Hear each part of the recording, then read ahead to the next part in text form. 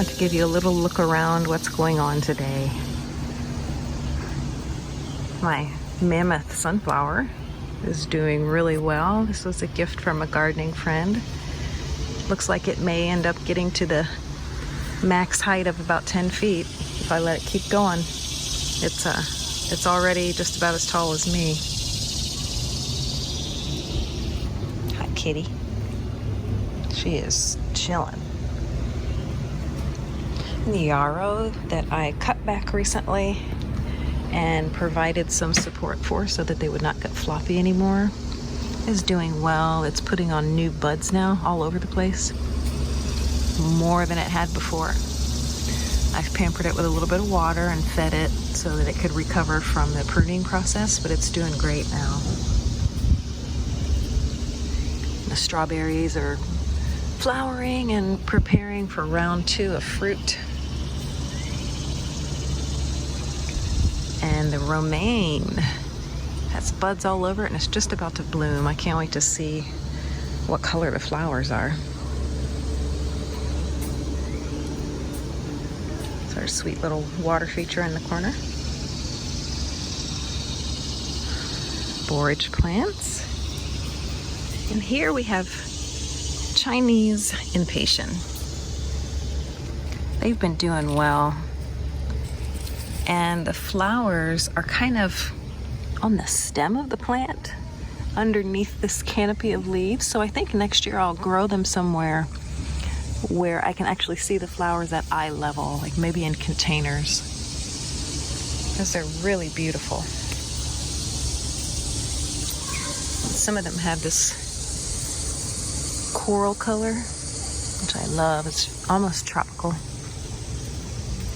And here's my Purslane volunteer that I've been nurturing and harvesting from. I love Purslane. It's one of my favorite wild edibles. Really rich in omega-3 and just tasty. And this Comfrey, whew, this thing is huge. Didn't realize how big it was gonna get. I guess it might not be the best spot for it, but it will be used for chop and drop, so the plant will eventually contract in size. But I wanted to show you the spiral today as kind of a feature. It's doing really well. The plants are all filling in so you can really see the spiral shape. So let's go in. Little lovage plant growing finally.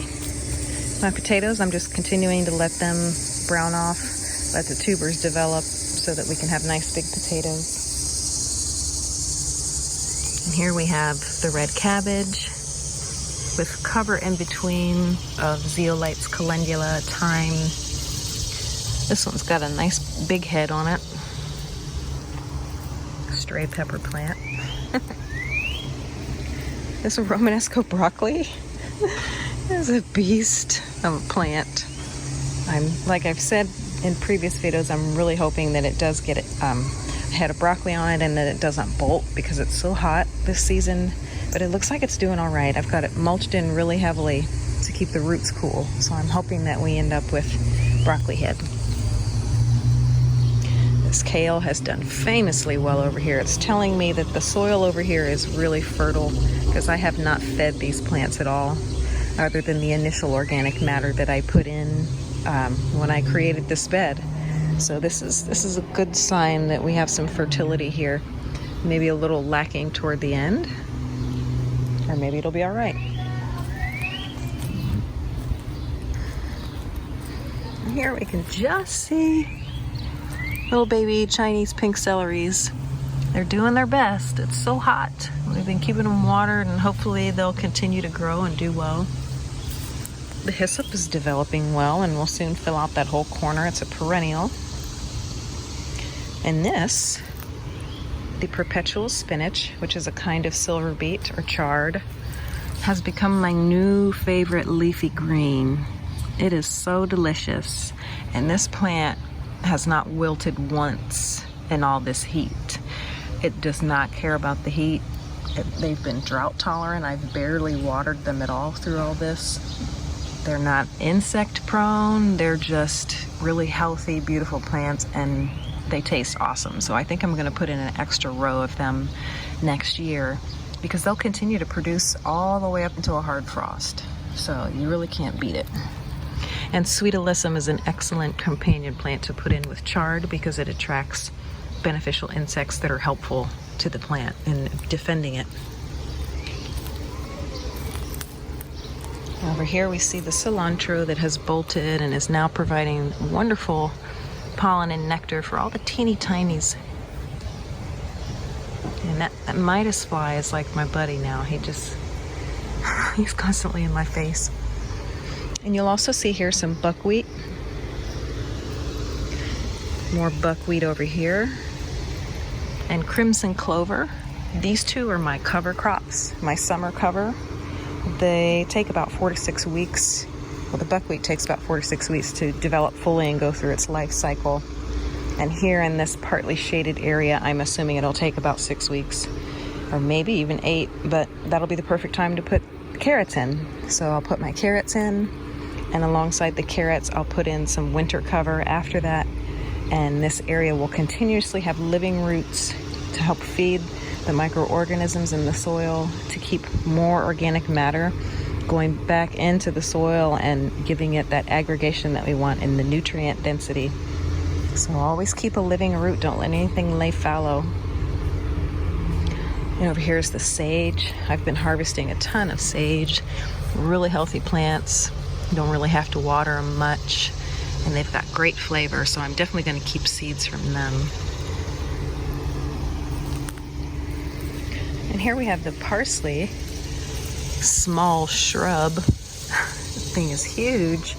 These were sickly when I put them in, and they just didn't look good. I thought maybe they had a little bit of a fungal something or other going on, but all it was an iron deficiency. I gave them a foliar feed of an iron supplement, iron and micronutrients, and they perked right up, and they're the healthiest parsley plants that I've ever had. So I think maybe the soil here is a little deficient in iron, compounded by the fact that parsley and basil have a little bit of trouble taking up iron anyway. So it's kind of a double whammy. Moving forward in the spiral, we see the dill plant. I'll get out of the light. It is getting ready to flower. And this plant is much beloved by beneficial insects. We have some butterfly larvae that I hope will be hatching out and using that as a food source. And down here we have more crimson clover, which again is cover crop. And a bird bath. So that's the spiral on how it's been developing. I'm pretty happy with it. It was slower to get started than the rest of the garden because of some setbacks with critters eating things, but it's doing great now.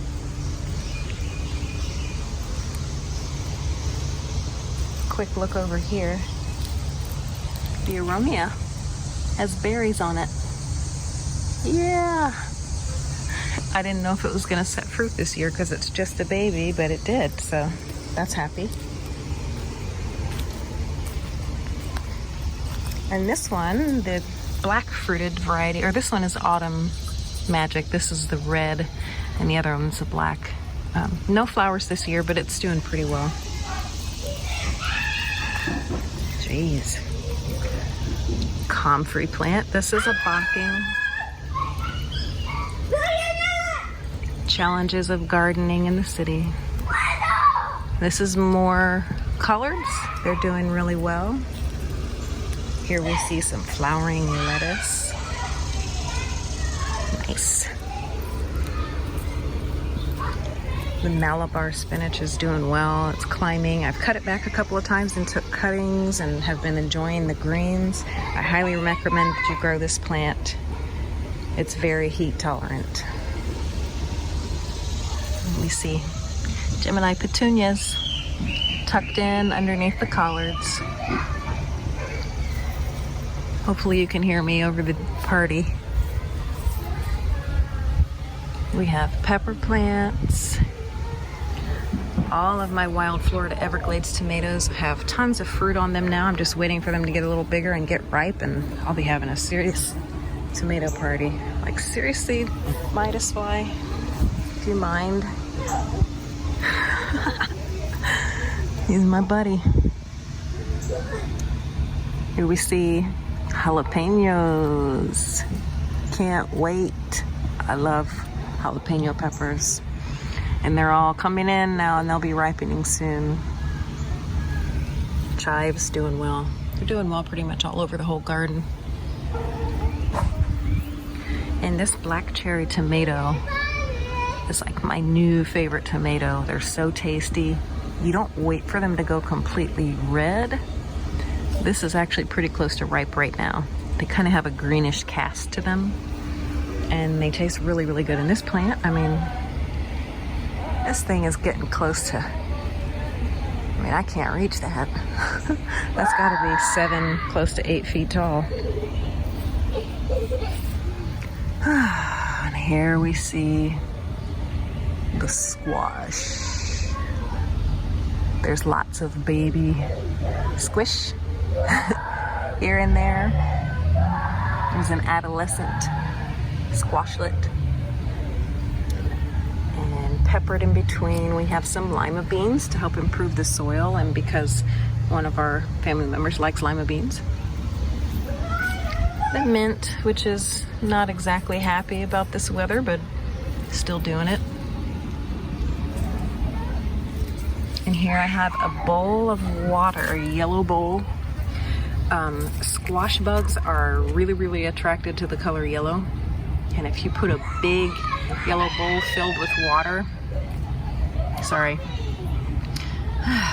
put a big bowl filled with water out, they will dive straight for the bowl and go into the water instead of into your squash plant.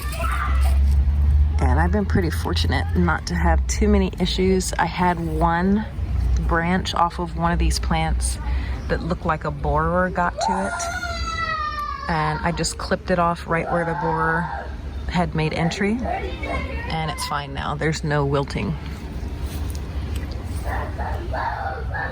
Summer savory is getting bigger. And the cucumbers are doing well. Lots of flowers. And there's more crimson clover here.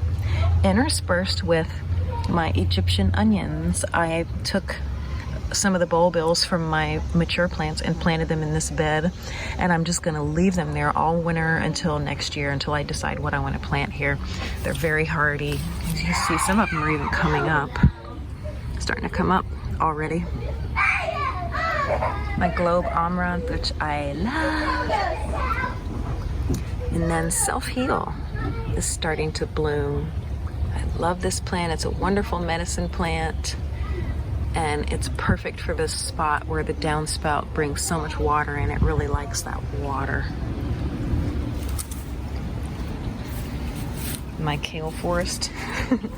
This one I end up harvesting a lot off of for smoothies.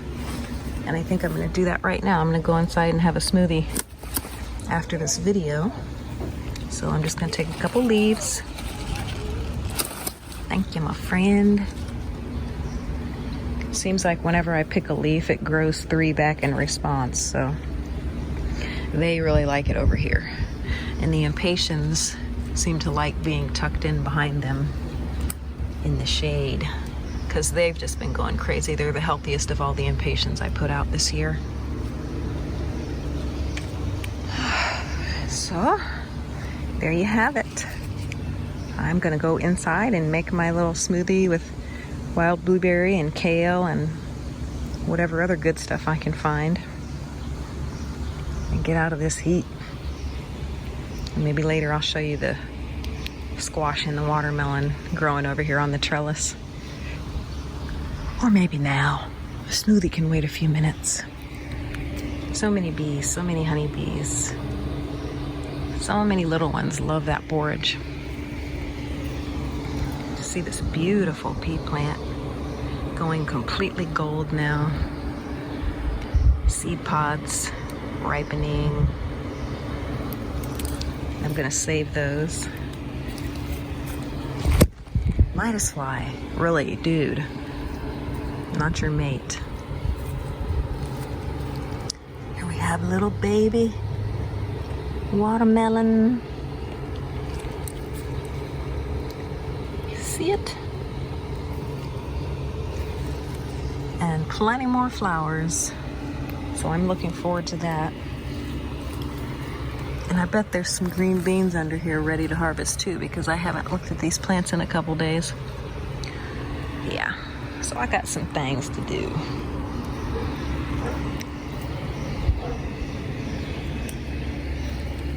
There's another little one. Not so little. The bees love this oregano. It's now flowering. Tiny little flowers, and all the little ones seem to really love it. So I'm gonna keep growing this. Bye, cabbage looper, get out of here. All right, I'm gonna go inside and make my smoothie now. Happy gardening, everyone.